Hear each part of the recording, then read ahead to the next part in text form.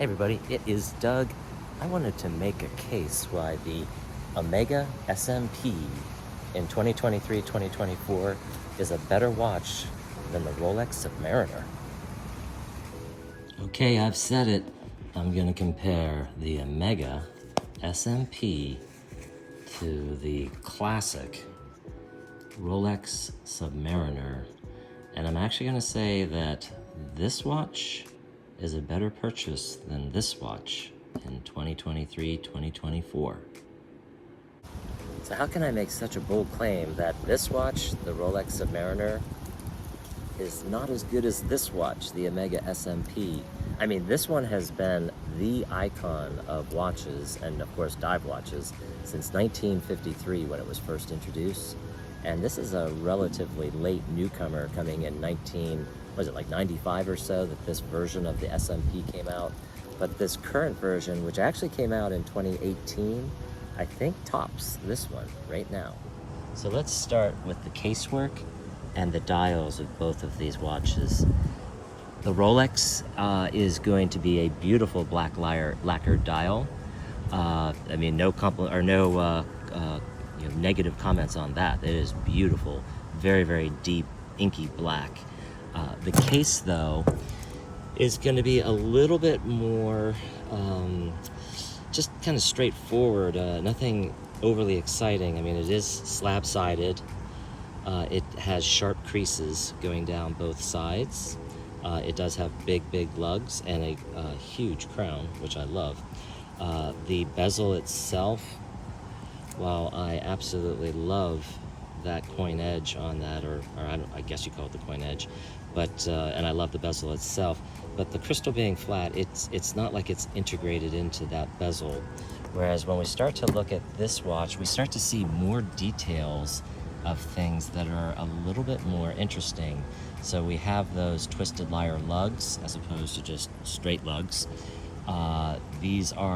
They actually give the shape that's a little bit more of a round watch, as opposed to being one that's more cushion cased, like the Rolex there. The dial itself, of course, instead of being black lacquer, is a black ceramic, which to me is a little bit more interesting. It's just using more of that technology. I mean, what makes the bezel so great? And really, Rolex was the pioneer, in my opinion, of the ceramic bezels. I think it was back in like 2007-ish or so they came out on the GMT, which really shook everybody. But here, Omega is taking it one step further with the dial. And of course, those laser etchings are just absolutely amazing. The markers on this are much bigger as opposed to the Rolex, and much more pronounced whenever you see them. They raise up really tall, so that's a pretty neat thing. And and then when we were talking about the bezel of the Rolex, how it went into a flat crystal, this one, the scalloped bezel, it curves up and it continues that same curve into that slightly domed crystal, which from a design perspective I think is really quite exciting and very well done. Of course, when you flip this case over, the big thing is going to be that display back, and of course that they also continued the scalloped border around that, which I think is a phenomenal design. And as we all know, with Rolexes, it's going to be a little bit more straightforward and just being a straight, just a solid case back. Now, this is really nice if you want to do something special, like engrave your name or some special occasion, whereas, of course, with the Omega, you can't really do that. But most people now don't engrave these because they're afraid they're going to lose the value of the Rolex. So by doing so, whether that's something that you would actually do or not, that, of course, is individual. I actually am thinking about engraving mine, but like I said, most people right now tend to shy away from that.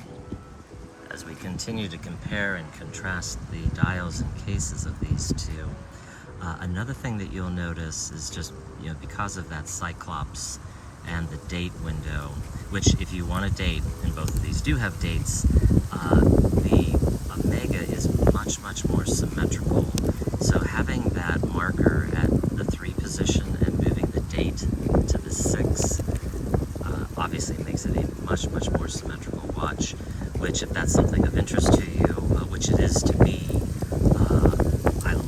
I love how they did that design and still were able to maintain the date window. I don't think there is a better bezel action than the Rolex.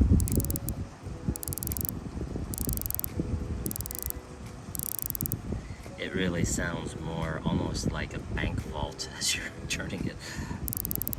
It's so precise, and that pitch, it's the perfect pitch. And now for the Omega. It's very, very nice. Not quite as smooth as the Rolex, and the sound is a little bit deeper, so it doesn't sound as precise. But other than that, it's excellent. And of course, one other very important thing, and it has to do with the actual movement itself, is that this is rated to up to 15,000 Gauss or anti-magnetic.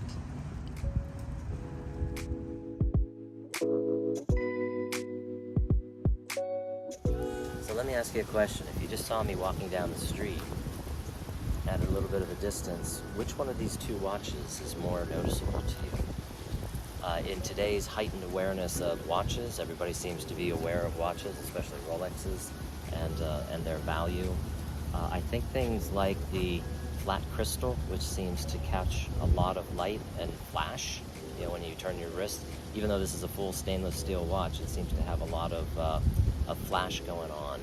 And of course, this one has the green bezel, but even if it was the black bezel, it seems to be a little bit more flashy.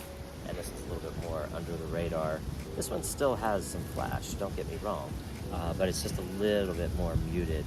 And I think in today's age, sometimes you want to just be able to wear your watch and not have to worry, about your surroundings or anything.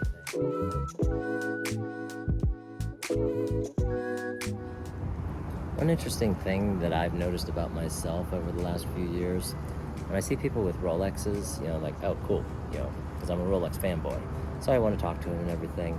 But whenever I see a guy wearing an SMP, I actually think, man, that's a true watch lover. Because the decision isn't, there's no way that you can say the decision is based on hype, whereas something like this, somebody may be a true watch lover, they absolutely love Rolex, as I do. I've had Rolexes since 1984, so it's not like a new thing for me. But a lot of people who are into watches now are into the hype. And so it's like, man, are you talking to somebody who really is a watch lover, or is it more just a hype person, or what? But once again, when you're talking to somebody who has an SMP, it's like, I look at that and I'm like, man, that is a watch lover. So it's kind of like real versus a bit of hype. While both watches have copious amounts of lume, this is the Rolex, I actually think the lume on the Omega is a little bit brighter. I have to admit, the wearability of the SMP is actually a little bit better than the Submariner. Now, the reason why I say that, and it is a physics one, this, in my opinion, only really looks good on a bracelet. And so because of that, it's heavier and it's chunkier, and it is a little tank. I mean, this thing, it's got some heft to it, even though it's stainless steel. Whereas this, with the rubber strap in particular, is very, very svelte. It kind of just blends. You don't really notice it so much. Whereas this one, I notice, I feel it all. In fact, this feels top heavy right here. But this one, it contours so well, and it just feels like it's a part of your wrist. So it wears better, in my opinion. So you're a person who likes to change things up, like your band? Do you want a rubber strap? Do you want a metal bracelet? Do you want a NATO strap? The NATO is actually better in that respect. Of course, this thing is absolutely spectacular on this rubber strap. And there's even a rubber strap now that has a deployment, if that's something that's of interest to you. But very, very comfortable, looks really sharp. But let's look at some of the other options. So here it is on the NATO. Once again, this is actually an Omega NATO. They are pretty pricey. This is like $180 or so, but of the highest quality. And I just like having all the Omega branded stuff together. But man, this thing looks so cool. And of course on the NATO, it is so comfortable. Just, it makes this, you know, that you can change things out like this, it just makes it more enjoyable if you're into that, compared to a sub, which, once again, I love the sub, but I think it is only best on its bracelet. So this is just as it is. I mean, you don't, in my opinion, change this, whereas this has so much more personality because you can play around with it. And if I were doing a metal bracelet, which I probably will be, I am not going to do the regular Omega SMP, you know, kind of the bond bracelet. I had a blue version of this that had that, and it was just a bit too chunky and heavy for me, but that new mesh looks so cool. So I am probably going to pick up that OEM mesh, and in fact I'll drop a look of it here.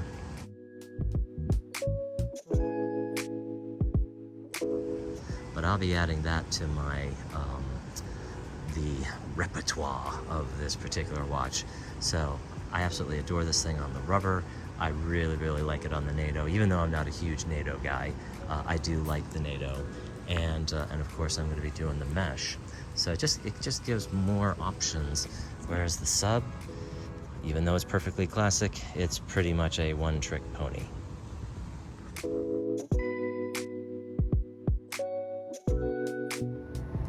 And now we got to talk about price. This watch right now, the green one, is $10,800, I believe. And the black bezeled version is $10,250. And I believe the no date is $9,100. This on the black rubber right now is $5,600. I just bought mine after that price increase of $5,600. I bought mine on August 14th. I don't know if you can see, I'm being rained down by all these leaves. It's kind of funny, it's fall here. But it's August right now. I bought this watch on August 14th. And but I got a discount. I bought this out the door, including tax. Well, actually, I didn't have to pay tax because I bought it from a different state and they shipped it to me, so I didn't have to pay tax. But out the door, including shipping and so on and so forth, an authorized dealer, so not a gray dealer or anything like that. In fact, I bought mine from Exquisite Timepieces in Naples, Florida, but mine was $44.50. So this thing is literally half the price of a no-date sub, and way less than this thing, which, mind you, I love this thing, but you can't beat this much technology and Swiss timekeeping ability and beauty and heritage and everything for under $5,000. You just can't beat it. And then when you add in the things such as the ease of wearability, the comfort, not having to worry about it, it's a no-brainer. This is the watch to buy.